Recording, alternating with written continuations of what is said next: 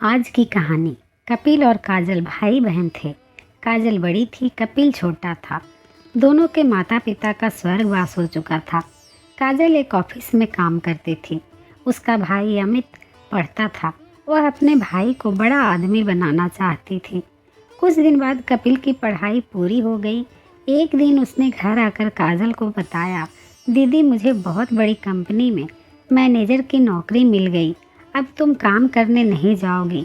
काजल ने काम करना छोड़ दिया। अब वह केवल घर संभालती थी। ऐसे ही समय बीत रहा था। एक दिन कपिल ने कहा, दीदी मैंने कुछ रुपए जोड़ लिए हैं, अब मैं आपकी शादी करना चाहता हूँ। यह सुनकर काजल ने कहा, नहीं भाई, पहले मैं तेरी शादी करूँगी। जब घर संभालने वाली आ जाएगी तो मैं भी शादी कर लूँगी। काजल ने एक अच्छी सी लड़की देखकर कपिल की शादी कर दी। आभा को भाभी के रूप में पाकर काजल बहुत खुश हो रही थी। तीनों बहुत खुशी से रह रहे थे। एक दिन आभा की माँ उससे मिलने आई। मौका पाकर उसने आभा से कहा, तेरी ननद शादी नहीं करना चाहती है, यह तो जीवन भर तेरे पति की कमाई पर ऐश करना चाहती है। यह सुनकर आभा ने कहा, माँ तुम बेकार की बात कर रही हो। कपिल इनके लिए लड़का देख रहे हैं, जैसे ही मिल जाएगा शादी हो जाएगी। लेकिन आभा की माँ ने कहा, बेटी तू नहीं समझेगी, यह तेरे को कभी चैन से नहीं रहने देगी। अगले दिन कपिल ने काजल से कहा, दीदी मैंने आपके लिए लड़का देखा है, आप कहें तो बात आगे बढ़ाई जाए। लेकिन काजल ने कहा, नहीं भाई, मैं अभी शादी नहीं करना चाहती। यह सुनकर कपिल और आभा को आश्चर्य हुआ। आभा के दिमाग में माँ की बातें गूंजने लगी। उसके बाद आभा का व्यवहार काजल के लिए बदल गया।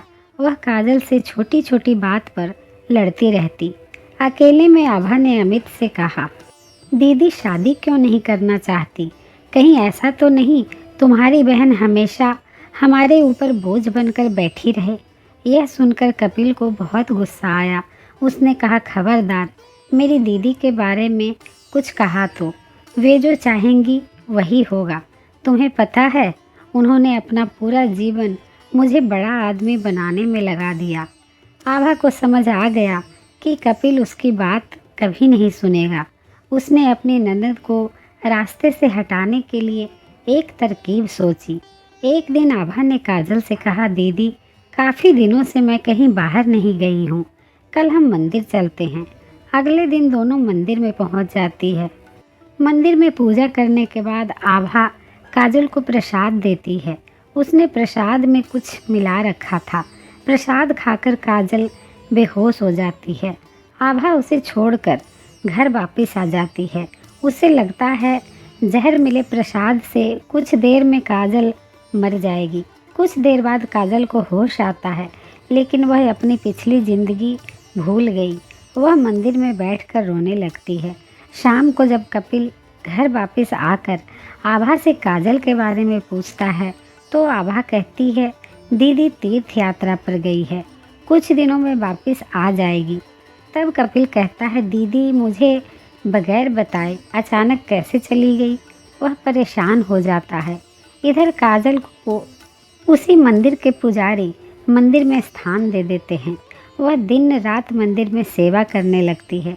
मंदिर के सभी भक्त और पुजारी काजल का बहुत ध्यान रखते हैं। ऐसे ही समय बीत रहा था, लेकिन काजल को पिछला कुछ याद नहीं आ रहा था। कपिल काजल को ढूंढने निकल गया।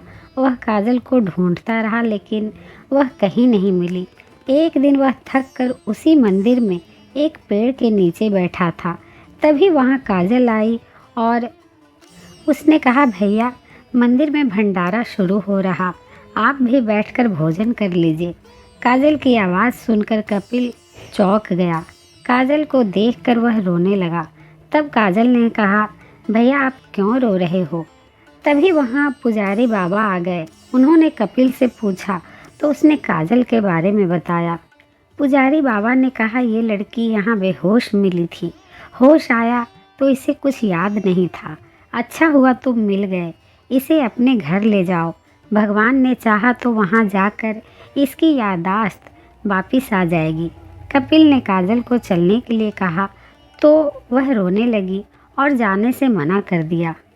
लेकिन कपिल जिद कर रहा था। तब काजल ने कहा, भाई मुझे सब कुछ याद है, लेकिन मैंने जानबूझकर नाटक किया ताकि तुम और भाभी मेरे बिना खुश रह सको।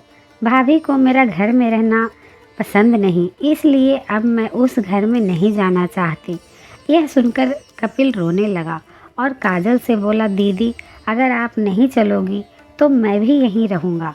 उसकी बातें सुनकर काजल घर आने के लिए तैयार हो गई, लेकिन उसने कपिल से कहा, मेरी एक शर्त है, तुम भाभी पर गुस्सा नहीं करोगे।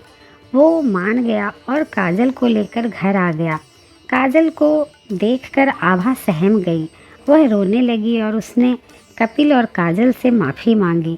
काजल के कहने पर कपिल ने उसे माफ़ कर दिया। कुछ दिन बाद काजल ने शादी कर ली और अपने ससुराल विदा हो गई। कभी कभी किसी के बहकावे में इंसान अपना ही नुकसान कर लेता है और रिश्तों को भी भूल जाता है।